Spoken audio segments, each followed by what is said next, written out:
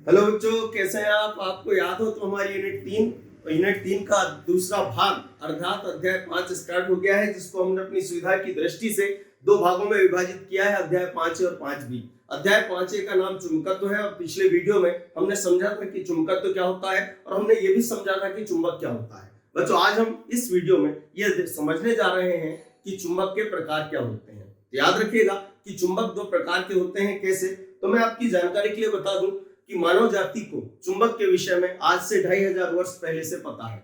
उस समय एक पत्थर देखा गया था जो कि लोहे के टुकड़ों को आकर्षित करता है। बच्चों, ये एक्चुअलिटी में लोहे का एक अयस्क होता है जिसे फेरिक ऑक्साइड कहते हैं। इसे क्योंकि इसमें चुंबकीय गुण होता है इसलिए इसको मैग्नेटाइट भी कहते हैं। बच्चों, नंबर 1, ये शेप में बेडोल होता है, मतलब इसकी आकृति फिक्स नहीं होती है।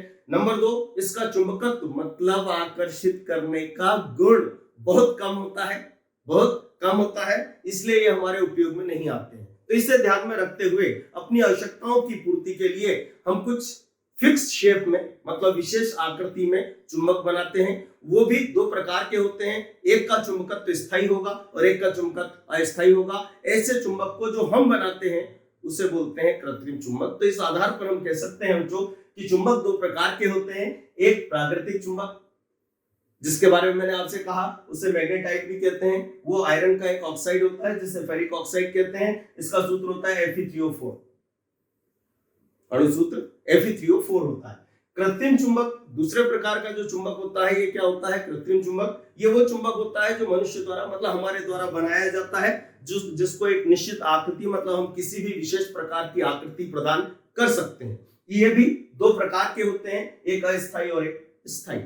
बच्चों, अस्थायी चुंबक जो होते हैं ये एक्चुअलिटी में विद्युत चुंबक होते हैं। विद्युत चुंबक क्या होते हैं? तो इसमें नर्म लोहे का उपयोग किया जाता है। नर्म लोहे की छड़ पर तांबे के विद्युत रोधी तार को लपेटा जाता है।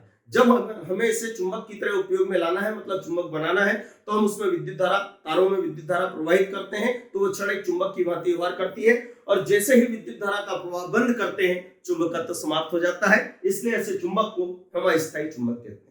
और दूसरे प्रकार के जो चुंबक होते हैं उसे क्या बोलते हैं? स्थायी। बच्चों, ये स्थायी चुंबक जो होते हैं ये स्टील, निकेल या कोबाल्ट को प्रेरित कर बनाए जाते हैं, मतलब चुंबक के द्वारा इनको प्रेरित किया जाता है और प्रेरित कर इन्हें स्थायी चुंबक बनाया जाता है। प्रश्न उठता है बच्चों कि ये नर्म लोहे का उपयोग अस्थायी चुंबक में क्यों और इनका उपयोग स्थायी चुंबक में क्यों? तो उसके पीछे कारण है। बच्चों, जो नर्म लोहा होता है इसमें चुंबक को धारण करने की क्षमता बहुत कम होती है, मतलब ये बहुत कम समय तक उसे धारण कर सकता है, तो ये तुरंत चुंबकित हो जाता है, तुरंत विचुंबकित हो जाता है। जबकि ये आसानी से चुंबकित नहीं होते, लेकिन इनकी धारणशीलता बहुत अधिक होने के कारण जब ये चुंबकीय गुण को एक बार धारण कर लेते हैं तो चुंबकीय गुण बहुत अधिक समय तक रहता है।